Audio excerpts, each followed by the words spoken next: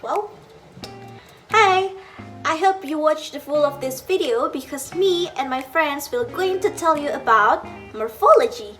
So, let me start with the definitions of morphology. Morphology comes from Greek morphe, means shapes or form, and for general definitions of morphology is study of words, how they are formed, and their relationship with the other words. So, morphology have a lot of subdivision, but don't worry, I will explain it to you one by one from words, morpheme, lexeme, roots, stems to affixes, and the rest of it, my friends will explain it to you. Words are recognizable units of structures, but not workable units for linguistic description. Why? Because they are the smallest component of meaning. And for the example is not familiar versus unfamiliar. Wow, it's so bright! Lexeme refers to a word in all its different units and it's usually used in dictionary. For example, cat and cats. Then love, loves, loved, and loving, and something like that. Anyway, do you want some? Morphemes are small meaningful units or parts. For example, cardigan is a word but also a morpheme. Car, dig, and are units that can be extracted from the word cardigan. Roots and stems are quite similar. For root is the foundations of the complex words and stem is the intermediate stage. I will give you the example so you can know the differences between roots and stems. Recycle. The root is cycle. Recycles. The stem is recycle.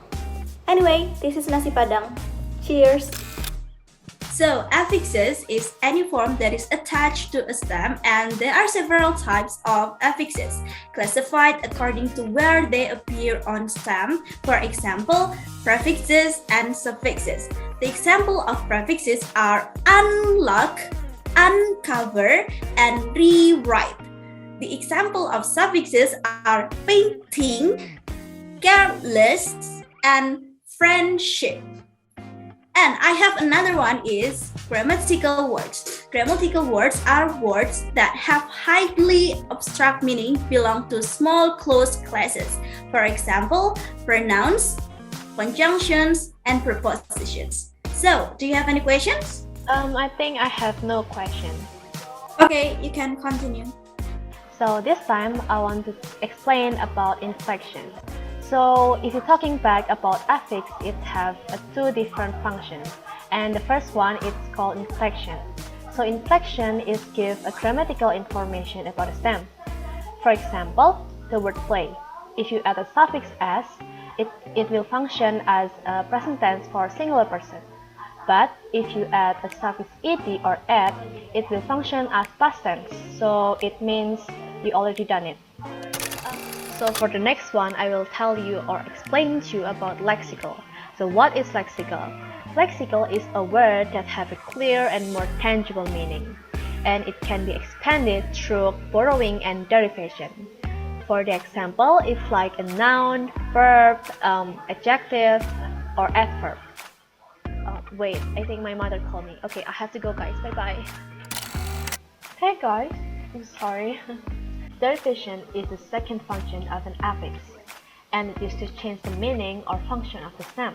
And basically, it can make a new word which have a different meaning than before. I'll give you the example. So, the word sing, if you add a suffix er or it becomes singer. And singer is a noun. So derivational can change a verb to a noun. So that is gotcha. According to my notes, merv is a form of a sign and signifies or show a certain meaning.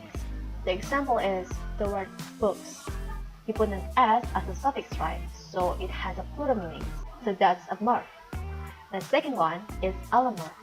So according to my notes, allomorph is a various form of morphemes. So the word impossible, you put prefix im or im, right? So it becomes impossible. It just has a negative meaning. It's different from just possible. So that's morph and allomorph. Did you get it right?